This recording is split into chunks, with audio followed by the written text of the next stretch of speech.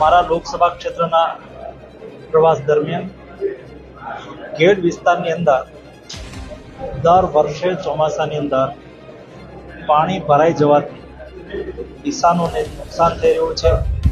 એના ઉકેલ માટે રાજ્ય સરકારે 1180 કરોડ રૂપિયા મંજૂર કરી ગેડ પંથકની કાયમી સમસ્યાનો ઉકેલ કરવા માટે ભગીરથ કાર્ય હાથ ધર્યું છે. આ કામની મેં આજે સમીક્ષા કરી છે. કેટલાક ચાલુ કામોની મેં પ્રત્યક્ષ મુલાકાત લીધી છે.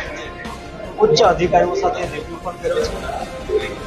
આગામી દિવસોની અંદર તબક્કાવાર ગેડ પંથકને નદીઓની ઊંડા ઉતારવાના કામોને હાથ ધરવામાં આવશે.